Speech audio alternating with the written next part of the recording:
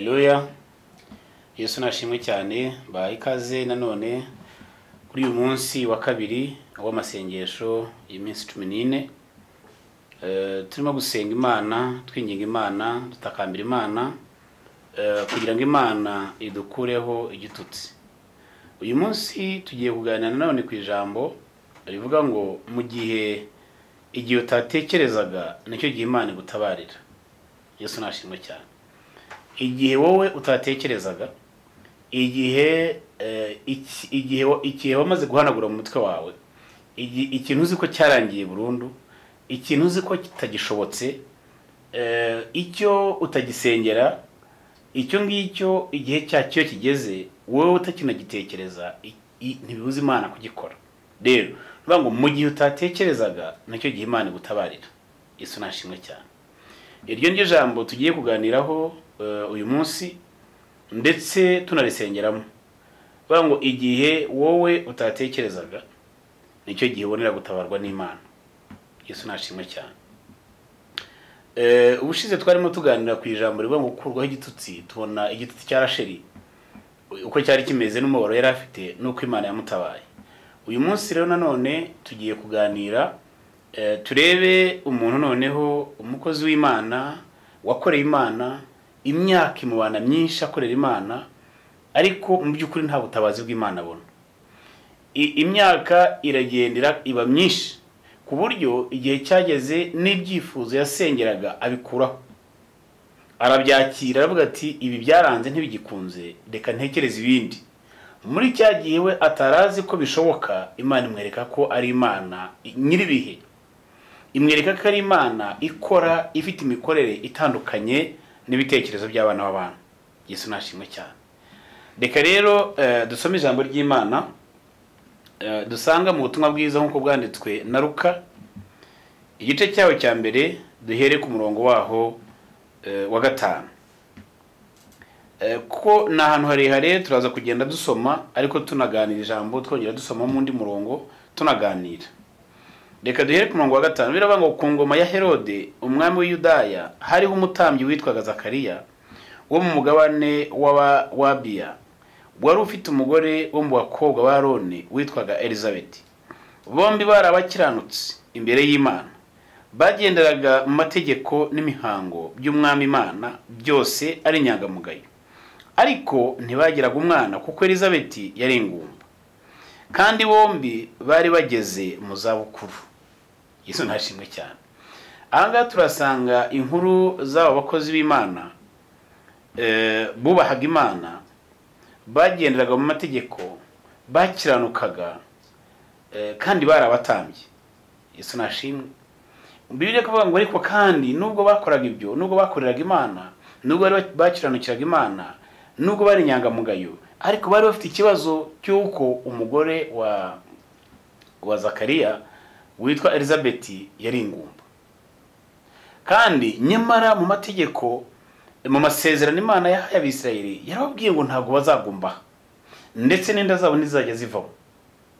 Ukibaza se ni gute noneho haje umuntu usenga Imana, ukorera Imana, wubaha Imana, udafite icyaregwa mu bijyanye n'amategeko, udafite icyaregwa mu bijyanye n'imyemerere y'abantu, wubahiriza byose, ariko kandi uyu muntu akaba agaragara ko ari ingumba? Biraterwa n'iki? Yesu nashimwe cyane. Biraba ngo ariko ntibagiraga umwana kuko Elizabeth yari ingumba, kandi bombi bari bageze mu zabukuru. Umurongo wa 8. Nuko ubwo Zakariya yaragikora umurimo w'ubutambyi imbere y'Imana, kuko umugabane we utahiwe n'igihe. Nuvuga ngo aha hantu Bibiliya ivuga ngo ubwo Zakariya yaragikora, nuvuga ngo kuvuga ngo yaragikora mu by'ukuri bigaragara ni imvugo ishaka gusobanura nkaho hari igihe atakabaye yarakirimo gukora uyu murimo, hari igihe yakabaye yaracitse intege, hari igihe yakabaye yarabivuyemo. Cyane ko iyo umuntu akorera Imana, iyo umuntu ari umurokore, noneho bikongeraho bibakarusho cyane yari umuntu ufite inshingano runaka akora mu murimo w'Imana, yaba ari umuvugabutumwa, yaba ari umunyamasengesho, yaba ari umupasitoro, yaba mu nshingano runaka afite. Hari igihe kigera bikagorana kubwira abantu Imana, kuko abantu akenshi bashaka gusanisha Imana n'ubuzima bw'umuntu. biragora kubwira abantu Imana ifite imbaraga, Imana itabara, Imana itanga ubukire bakubona uri umukene. Biragorana kuvuga Imana ikiza, Imana ifite ububasha bwo gukiza indwara zose, nyamara wazi ko urwaye cyangwa urwaje cyangwa se wapfushije umuntu. Kuko igihe cyose abantu bashaka kugira ngo uwo kuvuga Imana bahite bayikubonamo. Nubwo uti ni Imana itanga ubukire, bahita birukanka kuza kureba ubukire utunze. Nyamara ntabwo Imana iriho kugira ngo ikize jewe, kuko nzi ko Imana itunze byose. Niyo naba ntunze zero, ntabwo byambuza kuvuga ko ari Imana itunze byose. Yesu nashimwe cyane, kuko ni Imana igena byose. Ni Imana igenera buri muntu wese ku mpamvu zayo. Ntabwo wayibwira ngo biravuga ngo umubwiriza ngo igihe n'igihe cyacyo. Kuntwa ku rugamba si intwari zirangiza urugamba. Hari igihe ku rugamba intwari zizi kurwana arizo zipfa mbere, nyamara abanyantege nke b'inyuma kare basoza urugamba. Rero ni igihe cy'umuntu iyo cyageze Imana irakora. Imana ikorera ku gihe. Yesu nashimwe cyane. Ngo ndetse n'abazi kuba abazi kwiruka si bo basiganwa, si bo baba mbere mu marushanwa.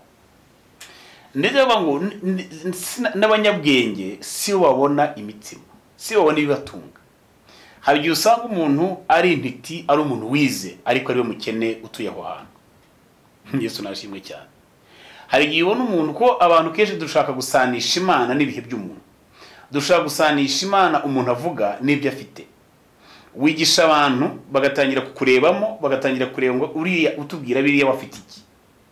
Rero ibi ni ibintu bica umuntu intege ku buryo ashobora kugeza igihe agatangira gutekereza ko wa mugani wambwira batari kubyo ntibataye umutwe, ubwo ntubeshya. None se igihe watubwire ko Imana ishobora byose, ko itaguhaye ibyo washakaga.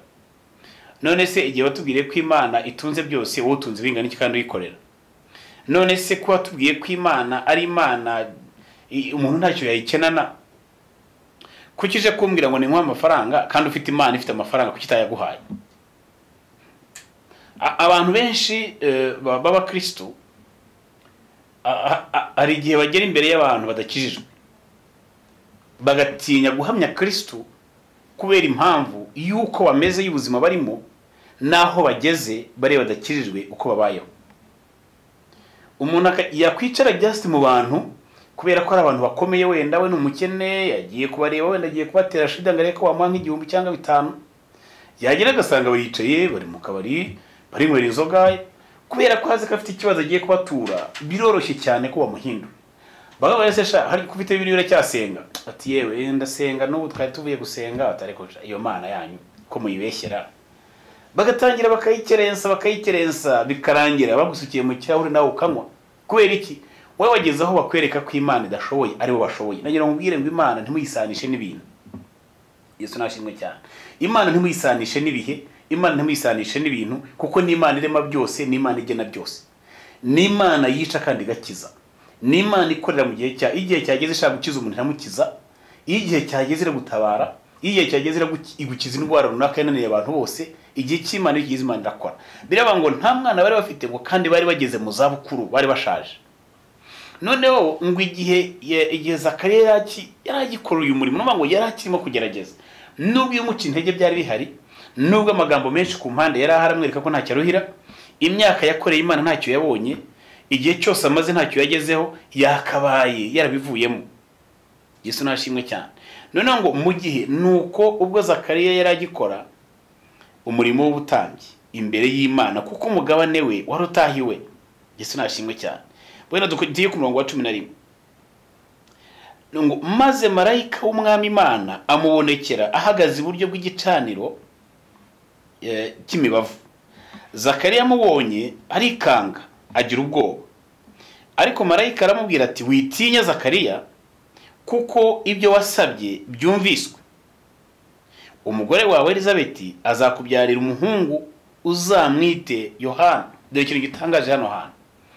Muri iyi myaka mu bukure bwa Zakariya, mu bukure bwa Elizabeti, mu gihe kubyara byari bitagishoboka, uyu mugabo umukozi w'Imana akirimo gukorera Imana ashinyirije, akirimo kwihangana agerageza, ngo muri icyo gihe arimo atambira Imana, agiye kubonabona uruhande rwo hahagaze marayika w'Imana.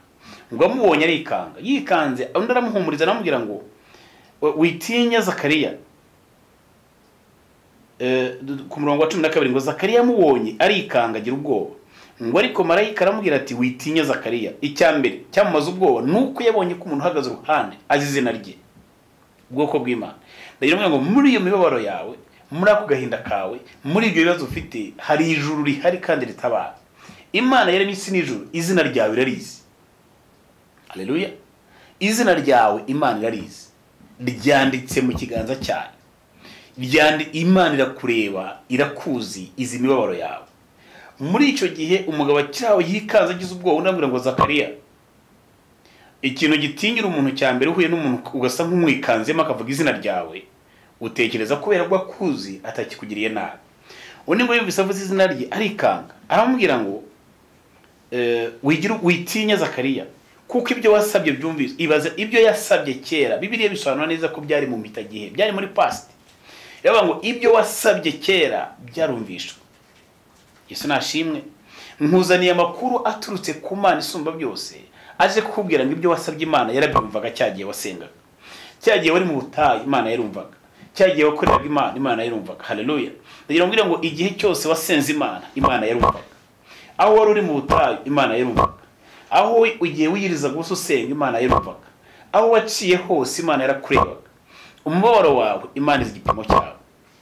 Igihe nikigera, mu gihe gikwiriye kigeze, Imana izakwereka ko ikuzi. Ngo agiye kubona na marayika ahagaze uruhande rwe, aramubwira ngo Zakariya witinya, ngo kubera yuko igihe wasengeye warumvishwe, amasengesho yawe turayazi. Haleluya. Ngo amasengesho yawe turayazi. Yesu nashimwe cyane. Inshuti yanjye, ndabimenya ngo hari ijuru rikuzi, amasengesho yawe Imana irayazi. Ibyo wayibwiye byose irabizi. Imikorere yawe Imana irayizi. Abo wafashije Imana irabazi. Ibitambo watambye Imana irabizi. Ni Imana idakiranirwa ngo yibagirwe imirimo y'umuntu. Ibyo wakoze byose biranditse kandi Imana irabizi. Igihe nikigera uzabona marayika w'Imana aje akubwire ngo rega ndaje. Haleluya. Ngo amasengesho yawe ndayazi. Marayika aramubwira ngo igihe wasengeye amasengesho yawe twarayumvishije. Haleluya. Aramubwira ngo umugore wawe Elizabeth, marayika mubwiye izina rye Zakariya, abonye kamuzi, arongera mubwiye izina ry'umugore we. Yesu nashimwe. Arangije yongeraho ikintu Zakariya nawe ubwo atarazi. Ntabwo yari azi ko azabyara.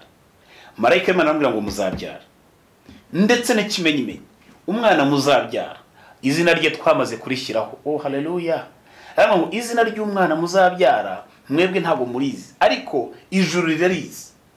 Imana ibahaye kubyara, umwana yamuteguye kera, yamuhaye izina kera, ndetse yamuhaye n'ibyo azakora kera. Rero nimwitegure kwakira ngo uwo mwana azitwa Yohana. Yesu nashimwe cyane. Uwo mwana azitwa Yohana. Wowe unkurikiye, aho waba uri kuri radio nyumva, waba kuri YouTube, aho uri hose bagira nkubwire ngo Imana yakubikiye kadutazi. Imana ifite uburyo bwo kuzakumara umubabaro wowe utazi. Imana yakubikiye umwana w'umuhungu uzakumara umubabaro. Imana yakubikiye akazi kazakumara umubabaro. Imana yakubikiye akana ahantu kazakumara umubabaro. Haleluya. Wowe wicika intege, komeza usenga Imana. Wisubire inyuma, komeza usenga Imana. Komeza ukorera Imana. Komeza uvuga ubutumwa. Komeza ufashe. Komeza ugire neza. Ibyo wakoraga byose komeza ubikorane umwete. Igihe nikigera hari Imana itabara. Yesu nashimwe cyane. Aravuga ngo uzabyara Elizabeth azakubyarira umuhungu uzamwite Yohana. Yesu nashimwe cyane.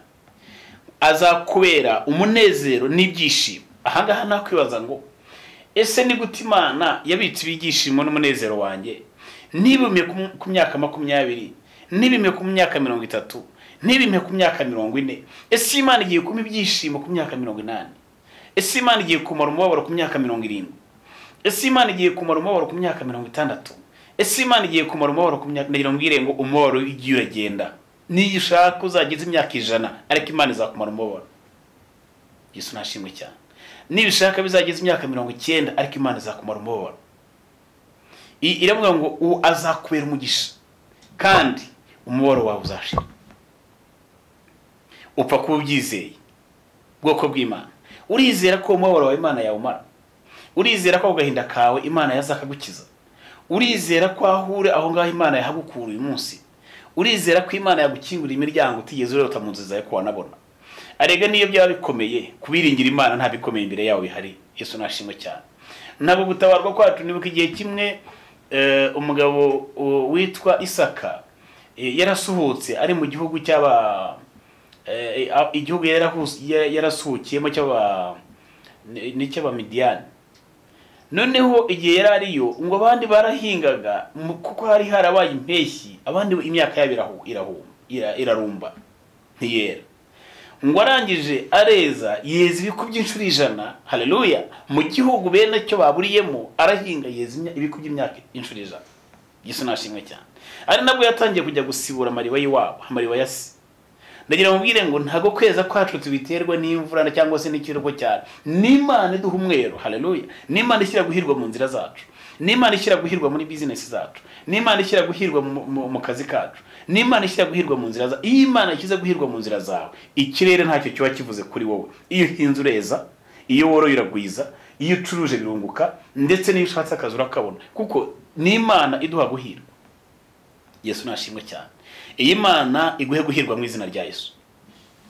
Aramubwira ngo azakubera umunezero n'ibyishimo, kandi benshi bazanezerwa kuvuka kwe. Umugisha Imana iguha, Imana igiye kuguha muri iki gihe, si umugisha wawe wenyine, ahubwo uzaba n'umugisha ku bandi bantu. Uzaba umugisha ku bandi bantu, n'abandi bose bazishimira intsinzi yawe. Yesu nashimwe cyane. Haleluya. Nujye no gusenga Imana ntuzabwira Imana ngo Mana ngo ntabara kugira ngo mbone uko nirata kubanyiraseho. Oyi, uzabwira Imana ngo Mana numpa kweza nzagaburira abo duturanye bashonje. Numpa umugisha mwana ntabwo nzawihererana, ahubwo nanjye nzaba umugisha ku bwoko bwawe. Yesu nashimwe cyane. Arambwira ngo benshi bazishimira kuvuka kuko azaba umukuru imbere y'umwami Imana, ntazanywa vino cyangwa igisindisha cyose, kandi azuzwa umwuka uhereye akiva mu nda ya nyina. Nuvuga ngo akimara kuvuka uwo munsi azatangira kuzuza umwuka wera.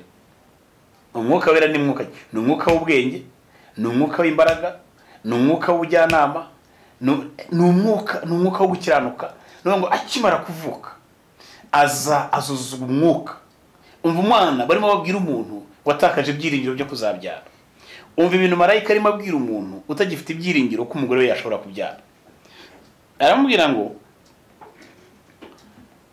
benshi mu Bisiraheli azabahindurira ku mwami Imana yabo.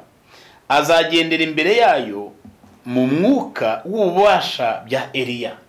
Eliya wa wundi twavugaga ubushize, wa wundi wabwiye Ahabu ati ndagira ngo bimenyekane muri Isiraheli niba koko Bayali na Shera ari Imana, cyangwa se niba Imana ya Isiraheli yo Mana. Wa wundi nababwiye wategetse akavuga ngo imvura ihagarare, imvura igahagarara imyaka 3 n'amezi 3. Amoko 3 yose y'imvura arahagarara mu gihe cy'imyaka 3 n'amezi 6 kwizamura rivuye mu kanwa k'umuntu, umuhanuzi w'Imana. Izi mbaraga yari afite n'umuhamagaro wa Eliya. Uyu nguyu Eliya wa wundi wishe abahanuzi ba Bayali 850. Uwo munsi icyubahiro cy'Imana Isirayeli kikagaruka. Uwo munsi Isirayeli ikamenya ko Imana yaba ari Imana, bakongera bakihana bakayigarukira. Aramubwira ngo mu mbaraga za Eliya, mu muhamagaro wa Eliya, uyu mwana uzabyara niho azahagurukira. Yesu nashimwe cyane. Haleluya. Eliya wa muntu wa mbere wabanje kuzura umuntu wapfuye muri Bibiliya. Umuntu wa mbere, umuntu wagiye gucumbika mu rugo rw'umupfakazi, yamara kuhagera ikibazo cy'inzara kigahagarara. Uyu ni wa wundi nababwiye muri ya ngisho twise ngo umunyenzara nakiriye ni wakwinzara mu rugo rwanjye. Eliya yagiye ashonje ajya mu rugo rw'umupfakazi ushonje. Amaze kumwakira abashonje bari bahuye. Umwe yari umushonje w'umupfakazi, undi yari umushonje ariko ari umuhanuzi. Yesu nashimwe. Yaje yoherejwe n'Imana. Akimara kuhakandagira inzara irahagarara. Haleluya. Yari umugabo, yari umuntu ukomeye cyane. Yari umuntu wakoreye Imana mu buryo butangaje cyane. Ni umuntu Imana yazamuye mu ijoro agenda. Haleluya. None marayika arazabwira Zakariya, aramubwira ko yari umutambyi, yarazi ibyanditswe, yarazi amateka ya Eliya. Aramubwira ngo uyu Yohana azahagurukira mu mbaraga z'umuhamagaro wa Eliya. Aramubwira ngo azasanganya imitima yabase n'iy'abana, n'abatumvira Imana azabayobora mu bwenge bw'abakiranutsi, ngo ategure ubwoko bwatunganyirijwe umwami Imana. Yesu nashimwe cyane.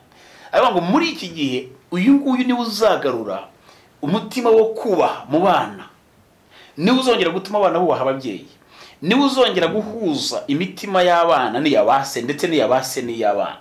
Uyu muntu ugiye kuvuka muri iki gihe, uyu muntu wari waratinze kuza, agiye kuza atandukanye n'abandi bantu. Yesu nashimwe cyane. Kuko umuhamagaro we ni wo kongera guhuza imitima y'abantu, ni ukongera guhamagara Abisirayeli bagasubira ku Mana, ni ukongera gusana igicaniro cy'Imana, ni ukugira ngo abantu bayoborwe mu nzira zo gukiranuka. Yesu nashimwe cyane. Haleluya. Nubwo wari waratinze kubyara, nubwo wari waratakaje ibyiringiro, ariko nagira ngo umugisha Imana ikubikiye ni umugisha udasanzwe, ni umugisha udasanzwe. Uzatinye cyane abantu batinze kubona ikintu runaka. Imana itinze umuntu kubona ikintu irimo kumutegura kugira ngo azabashe kujera igifite agaciro. Yesu nashimwe cyane. Haleluya. Imana igutinze gutegura. Imana ntigutinza kubw'ubugome, ntigutinza kubera ko itagukunda, ahubwo igutinza irimo kugutegura. Uko utinze ahantu kubona ikintu runaka, uko utinze kubona icyo watekerezaga kubona, hariya ahantu utinze Imana irimo iragutegura. Yesu nashimwe cyane. Ubundi hari abantu batarebwa n'amategeko y'ikiruhuko cy'izabukuru. Akenshi abo ni abantu batinze cyane ku ishuri. Haleluya. Abatinze cyane ku ishuri iyo bagarutse, hari abantu bagera kuri ya myaka 65 dufite mu Rwanda ya retirement, itegeko rikirengagizwa ntiharitaringa. Kubera iki? Ahantu yatinze ku ishuri yakuye ubumenyi abantu bamukeneyemo batitaye ku myaka afite. Bazanye za doctora isi ikeneye, bagomba nukuvuga ngo bibaye ntibishoboka babafata bene bari abantu bakagira ukuntu bakanda ahantu imyaka yabo ntigende, kuko ibyo bafite muri bo biracyakenewe. Yesu nashimwe cyane. Rero Imana igutinza igutegura. Imana igutinza igutegura kugira ngo uzabashe kujera ikintu cy'agaciro gikomeye cyane. Arega abavutse mbere sibo bahiriwe kuruta abandi. Ndagira mbwire ngo kuvuka nyuma ntabwo ari imbogamizi y'umugisha wawe.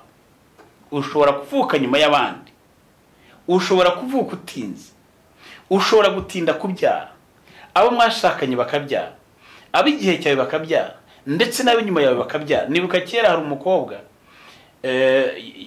najyaga mbyumva babivuga ko nayo nkiri umwana, hari ibintu byabaga bitaga amarondo, kurari rondo, nuvuga ngo abakobwa baragendaga bakajyana n'umukobwa ugiye gushyingirwa, bakajya mu ishyamba, bakabayo sinzi ibyo baganiragayo, bakamara iminsi, bakajya nijoro bagatarama, bakazageza igihe bagataha amakwe, bakajya gushyingira bakagaruka. Noneho umukobwa kuko yashyingiye yari irondo, ashyingira abakobwa bo kuri uwo musozi hafi bose.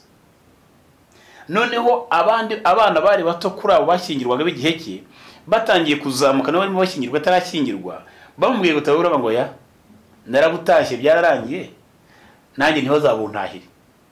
Kubera ko yari yaramaze guhanagura mu mutwe we ko gushaka bitazashoboka. Yerewe byararangiye, abo tungana barashatse. Niba hagezeho batangiye gushaka barumuna banjye n'abankurikira ubwa kabiri, hari ibyiringiro ko nzashaka. Ariko Imana ishimwe ko nyuma yaje gushaka, yarashatse arabyara, ubu ngubu afite n'abana bakuru. Yesu nashimwe cyane. So hari igihe kigera umuntu akumva ko, kandi yagize urugo rwiza, hari igihe kigera umuntu akumva ko ibyo hari ibintu bitakimureba, bitakirimo. Umva ukuntu, reka dukomeze dusome hano hepfo. 18 Zakariya abaza marayika ati, ibyo nzabibwirwa n'iki ko ndi umusaza n'umugore wanjye akaba ari umukecuru? Nuvuga ngo hirya y'ibyo marayika yamubwiye, n'ubusobanuro yamuhaye ku mwana, n'umuhamagaro w'umwana azaba afite, n'izina yamuhaye, n'ibintu bikomeye cyane azakora. Zakariya aracyarimo kwibaza ikibazo cy'imyaka. Imana iramubwira ibyo umwana azakora, Imana imubwira izina ry'umwana, aracyarimo kwibaza ku myaka ye. Ibi bizashoboka bite ko jewe n'umugore wanjye dushaje? Yesu nashimwe. Hari ibintu abantu bavuga ngo buri yaregiye umuntu we areba igihe akareba imyaka afite, akavuga ngo muri iyi myaka afite ntabwo byashoboka, hari ibintu ntashobora kubona. Ariko nagiye ngo na nyuma ya zero Imana irakora. Yesu nashimwe cyane. Habura iminota 2, habura amasegonda 3, habura isegonda Imana irakora. Nigeze kumva rimwe abantu babafana umupira barimo bavuga ngo barimo imipira kwa kundi amakipe abiri abahanganye, bamwe bafana ikipe imwe bafana iyindi. Noneho umuntu abwira undi ngo arimo guserebura ko babatsinze ariko bakirimo gukina. Aramubwira ngo mu mupira byose birashoboka. Mu minota 2 ya nyuma ibitego 2 byajyamo. Kandi koko nanjye naje gusanga mu minota 2 ya nyuma, mu munota wa nyuma umwe bagiye gusifura igitego gishobora kwinjira. Yesu nashimwe cyane. Rero nuvuga ngo ntushobora kwemeza ko ikipe yatsinze indi ifirimbi irangiza umupira itari yavuga. Hari ibintu udashobora guheba, haleluya, ukiri kuri isi humeka. Satani nazagukange. Dufite ingero nyinshi twabonye Imana ikingurira umuntu mugisha agejeje imyaka 70. Ku myaka 69 nta kintu yari afite. Ariko imyaka igiye kuba 70 Imana irimukingurira umuryango yibagirwa ya mibabaro yose. Imyaka 80, imyaka 100 Imana irasetsa, Imana isetsa umuntu. Sara yasetsa afite imyaka ingana. Turimo turakoresha ingero zo muri Bibiliya, ariko nagira ngo nawe unkurikira ufite izindi ngero zawubona. Hari abantu z'Imana yatabaye mu gihe utabitekerezaga. Yesu nashimwe cyane. Iriya Mana yabikoze na n'uyu munsi yabikora, ititaye ku myaka ufite y'ukure bwawe. Mu gihe marayika w'Imana amaze gusobanura umwana uko ameze n'uwazaba we, Zakariya se w'umwana aracyarimo kureba imyaka. Aramubwira ngo Zakariya baza marayika, ibyo nzabibwirwa n'iki? Ko ndi umusaza n'umugore wanjye akaba ari umukecuru. 19. Marayika aramusubiza ati, ndi Gaburiyeli, haleluya, uhagarara imbere y'Imana, kandi natumwe kuvugana nawe ngo nkubwire ubwo butumwa bwiza. Amaze kubona ko umuntu arimo abwira atarimo kwemera, arimo arahuza ubuhanuzi bw'Imana n'imyaka ye, arimo arahuza ubuhanuzi bw'Imana n'ibyo yabwiwe n'abantu, arimo arahuza ubuhanuzi bw'Imana n'ibyo yabwiwe n'imyaka afite. Ndagira ngo mbwire inshuti yanjye, ntuzakora ikosa ryo guhuza ubuhanuzi bw'Imana n'ibibazo byawe. Ntuzakora ikosa ryo gusanisha ubuhanuzi bw'Imana n'imyaka yawe, ko imyaka yawe nta kivuze imbere y'Imana. Yesu nashimwe cyane. Imyaka yawe nta kivuze imbere y'Imana. Ibyo ubona udashobora, iyo Imana yavuze n'amashuri ajya ku ruhande. Iyo Imana yavuze amashuri ajya ku ruhande. Iyo Imana yavuze icyubahiro cyawe gishyira ku ruhande. Iyo Imana yavuye ijambo ryayo mu kanwa kayo ikavuga, imbunda za rutura n'indege zikomeza intambara zijya ku ruhande. Yesu nashimwe cyane. Imana iyo yavuze ibindi byose biceceka. Wowe urimo nkurikira nanyambwira ngo ijwi ry'Imana, Imana nivuga ibindi bishyire ku ruhande. Itegure kwakira ubuhanuzi bw'Imana. Itegure kwakira ikivuye mu kanwa k'Imana. Itegure kwakira imbaraga ziri mu ijambo ry'Imana. Marayika aramubwira ngo ndabona utarimo kubyumva neza, ngo rega jewe ndi Gaburiyeli. Yesu nashimwe cyane. Agira hamwibwira, ndi Gaburiyeli uhagarara imbere y'Imana, nazanye ubutumwa buvuye ku Mana. Naje kukubwira ngo Imana usenga irakuzi. Naje kubwira ngo Imana usenga yakubikiye kado. Naje kubwira ngo Imana usenga irakuzi, niyo yantumye. Yesu nashimwe cyane. Nanjye nagira ngo mbwire wowe nkurikira, uyu munsi ndimo ndakubwira ngo Imana nsenga, Imana nkorera, yambwiye ngo nkubwire ngo humura igihe utegereje amasengesho yawe, Imana irayazi. Amasengesho wasenze Imana yarayumvise. Yesu nashimwe cyane. Kuko ntabwo ibi ibintu by'Imana ntabwo Imana ikorana no gushidikanya. Nasanze Imana itangaje cyane. Imana irakudivertinga. Imana ihindura urugendo wewe wari warateguye ikagucisha mu rundi. Imana ihindura icyerekezo cy'ubuzima bwawe ikagucisha mu yindi nzira. Imana ihindura imigambi yawe ikaguha imigambi yayo. Yesu nashimwe cyane. Ko hari ibintu biba bigoranye cyane kugira ngo ubwire umuntu ngo wowe Yesu baravuga ngo ari kuriye ntabwo ari Yesu wa undi tuzwo kwa Yohana umwe wo mubaji. Uriya ni urimo kutubwira ngo ni Mesiya ngo uzaducungura. Bagaseka. Niyo mpamvu mu gihugu cy'iwabo byagoye mu gace kawe yavukagamo niba hari ahantu hagoye Yesu kwakorera kwavugira ubutumwa hari iwabo, yagera handi bakamubona nk'umukiza bagashyira abarwayi ku muhanda akabasengera bagakira, yagera iwabo abo bakoranye muri quartier bashatse babyaye bakamubona nk'umuntu bataye ubwenge, utarimo gutekereza no gushaka, utarimo gutekereza kubaka urugo, nyamara yagera handi bakamubonamo umucunguzi akabwiriza agakiza indwara ndetse n'abapfuye bakazuka. Yesu nashimwe cyane. Rero uko wakira, uko kwizera kwawe kungana niko Imana ikorana nawe. Uyu munsi naje kubwira ngo wowe tega amatwi wumve ijambo ry'Imana. Imana yaremye ijuru n'isi, iravuga ngo wowe hatitawe ku myaka yawe, hatitawe ku bibazo byawe, hatitawe ko nta gashuru ugira, hatitawe ko nta n'igishoro ufite, ijambo ry'Imana ryavuze ngo itegure kwakira. Yesu nashimwe cyane. Kandi Imana igiye gukingura imiryango ku buryo abantu bazibaza ngo ibi birashoboka cyangwa ntabwo bishoboka. Ntabwo jewe ndimo kubona ibyo iyi crisis irahari nibyo, ariko jewe ntabwo nyirebaho, ntakimbwiye. Jewe ndimo ndahanga ijuru amaso, kuko hari Imana yaremye isi n'ijuru, hari Imana iremana n'uyu munsi, hari Imana ishobora gufata umusozi hano, ishobora gufata jari iriya mubona ejo mu gitondo, zahabu abadage batabonye muri jari, zahabu abafaransa batabonye, zahabu ababiligi batabonye, zahabu abanyamerika batabonye, uyu munsi mu Rwanda Imana igafata umusozi nkuriya wa jari, ejo bagasanga amabuye arimo indani yose ni zahabu yo muri kategori ya mbere. Yesu nashimwe cyane. Ko ni Imana irema. Icyo bidusaba ni kimwe, ni ukuyumvira no kuyizera, tukayihanga amaso, ahasigaye tukareka Imana igakora. Imana ishobora gufata ahantu runaka, ishobora gufata ahantu twahoraga twirirwaga buri munsi. Nigeze mbona kera haduka ibintu byitwa korota iriya mu burasirazuba. Umugabo yaragiye yubaka akazu ke akaturgonda ahoma inzu, zanzanya kati zikibaho, naho yanzuye ahomye harimo korota. Mu kibanza cyarimo korota ariko ntabizi. Igihe haje undi muntu uzi korota yicaye mu mbuga baganira, ayiteye ijisho arayibona, afata akabuye arakareba arakamenya, arangije buracyo mu gitondo arazamubwira ngo ndashaka kugura isambu yawe n'iyuzu yawe. Undi ati ko ati mbabaru yingurishe ndayishaka, urabona ibiki n'ibiki, ati uramangaye. Ahubwo ati genda gwibumagane nani kara akazu k'ibiti. Undi aseka hano, undi ati aha honyine ibumagane nani. Yamaze kuyimugurisha, amaze kwimuka agiye, yagiye kubona umuntu araje n'ibikarayi nabazanye amazi atangiye kuyungurura, arimo arashakamo korota. Yesu nashimwe cyane. Haleluya. Rero nubango ahantu wicaye ibyo utazi ko bihari wabibona. Ni Imana irema rega, no muri joro yarema. Imana ifite ububasha bugendeye bukajya muri Muhazi cyangwa muri Lake Kivu cyangwa se n'ahandi. Imana ikashyiramo ikintu cyitwa petrol, ku buryo ishobora kuza igahaza kano karere kose. Yesu nashimwe cyane. Rero ntuzakangwe n'ibihe, ntuzakangwe n'ibi abantu bafite ubwoba hagiye kubaho kugabanya abakozi, hagiye nibashaka babagabanye inshuro 1000. Imana izaturengera.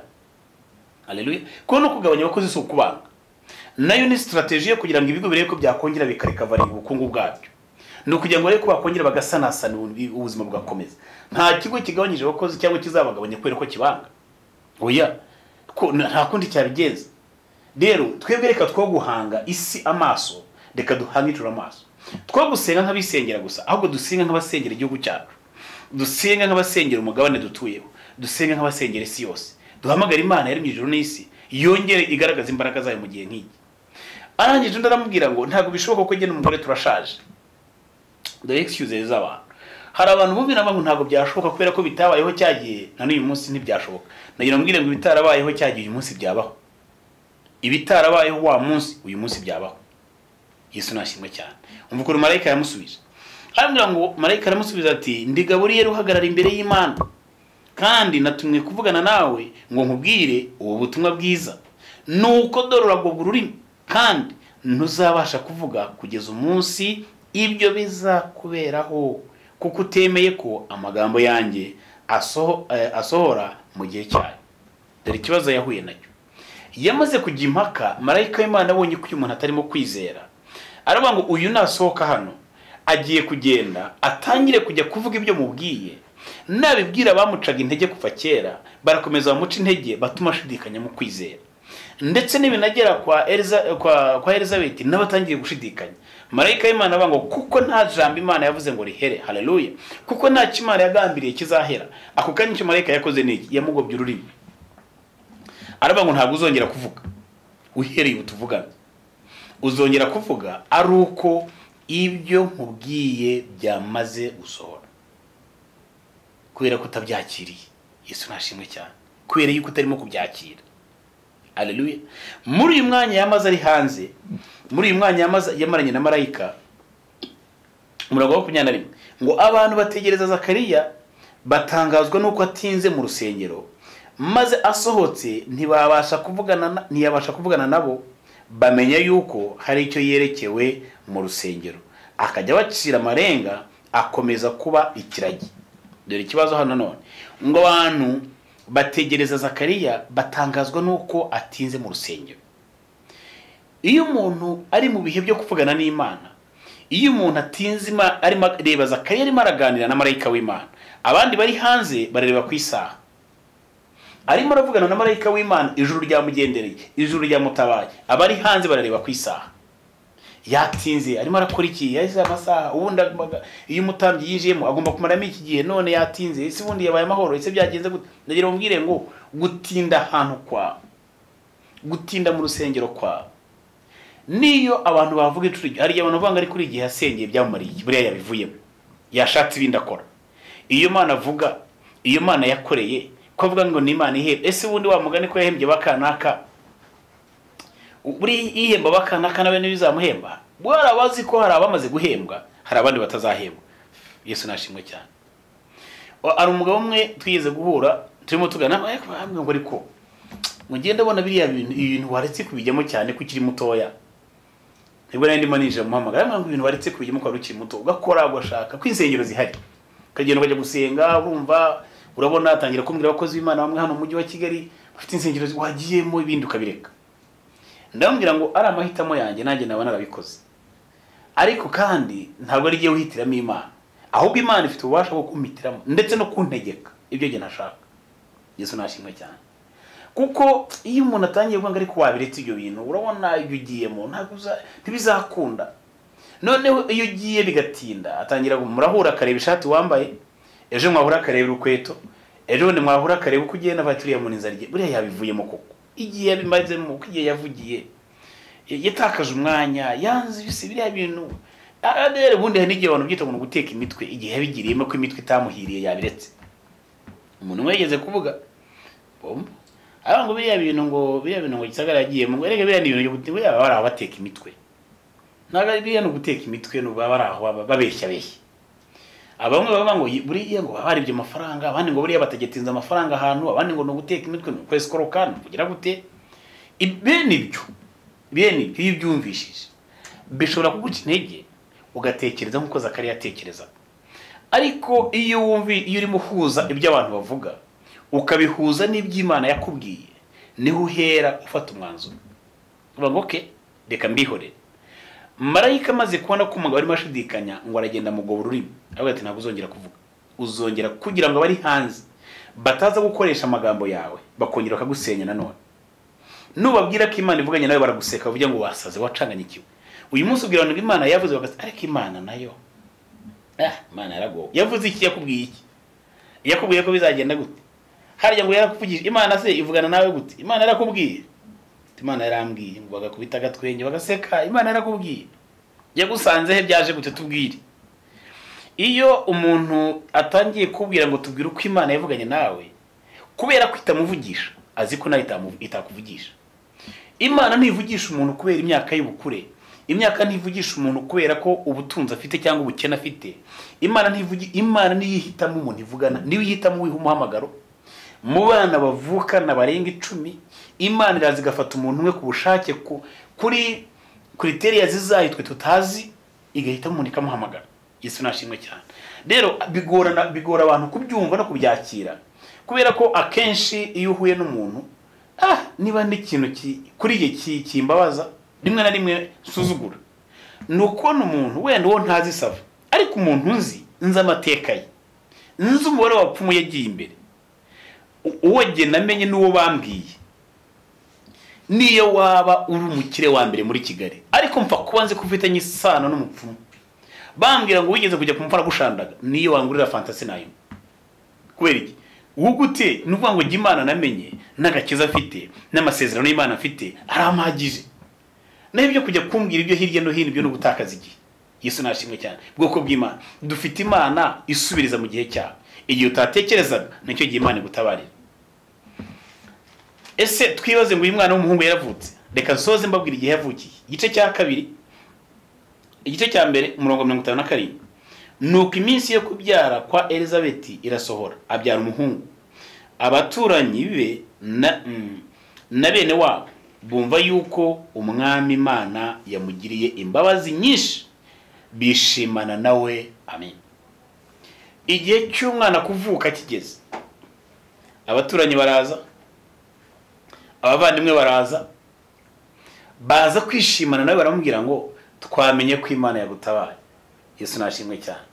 Abavuga ngo igihe yasengeye ko ntacyo byatanze, nabo baraje.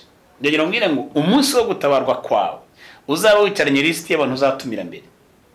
Haleluya. Ntuzakora ikosa, sinkubwira ngo uzabika abantu umutima nk'inzika. Oya, umuntu nagukomeretsa uzamubabarira. Umuntu nakwatura amagambo mabi ntuzamusubize, uzamwihorera umusengero. Biraba ngo dusabire n'abatwanga. Yesu nashimwe cyane. Ariko nibura abo bantu ntuzabashyire kure yawe. Umunsi wa ya fete yawe, umunsi wo kwita umwana izina ryawe, umunsi wo gushima Imana, umunsi w'igitaramo kizabaye mu rugo, nabo uzabahamagare bazaze. Nibura uwo munsi nibahagera, bazamenya ko wasengaga Imana ishobora byose. Uwo munsi nibahagera, bazamenya ko hari Imana itabara. Nshuti yanjye, rero ngo hari Imana ikizurubwa, hari Imana ikizurubwa wasenze, hari Imana itabara umuntu wavuganye n'Imana. Nubwo amasezerano yatinda, ariko igihe nikigera isezerano ryawe rizasohora mu izina rya Yesu. Yesu nashimwe cyane. Ibyo Imana yavuganye nawe bizaza, ibyo yakubwiye mu nzozi bizaza, ibyo yakubwiye mu ijambo bizaza, ibyo yakubwiye mu kanwa k'abahanuzi bizaza, ibyo yakubwiye bizaza, kuko ni Imana yavuze. Iyo yavuze ntawe ugira icyo arenzaho. Si umwana w'umuntu ngo yicuze, si umwana w'umuntu ngo abeshye. Imana icyo yagusezeranyije kizasohora mu izina rya Yesu. Ni Imana ikizurubwa, ni Imana igutabara mu gihe utatekerezaga. Rero iyi Imana itabara, ndagira ngo nawe tuyinambeho. Uko Zakariya yinambyeho nawe yinambeho. Muri iki gihe ugiye kubona gutabarwa n'Imana, ugiye kubona ukuboko kw'Imana. Imana igiye guhindura amateka y'ubuzima bwawe. Mwami Yesu turagushimiye, uri Imana yera kandi ikiranuka. Imbabazi zawe zihoraho iteka ryose. Umugisha wadusezeranyije Mwami, na n'uyu munsi uracyari kumwe natwe. Waravuze ngo uzashyira inzira atari inzira, uzaringaniza ibitaringaniye, uzavunagura ibihindizo by'ibyuma, inzugi z'imiringo uzazacamo kabiri. Mwami Imana ngo uzibye bwira kutugira ngo ni byiza ntabwo ari bibi. Ndakwinginze mu gihe nk'iki kugira ngo wigaragaze nk'Imana. Reka tubone ukuboko kwawe nk'Abanyarwanda, reka tubone kugira neza kwawe nk'Imana. Urakoze nyiri ibihe byose. Si Abanyarwanda gusa Mwami, girira neza Abatanzania, girira neza Abarundi, girira neza Abakongomani, girira neza Abaganda, girira neza Mwami isi yose, abari ku isi hose Mwami wankurikiye. Reka ukuboko kwawe kugende kubakoreho, reka abarwayi bakire mu izina rya Yesu. Reka Mwami dukize kino cyorezo cya corona mu izina rya Yesu. Turayirukanira kure, turayamagana. Mwami Imana urakoze kuri Imana igira neza, urakoze kuri Imana iva gusenga. Mu izina rya Yesu Kristo dusenga twizeye. Amen.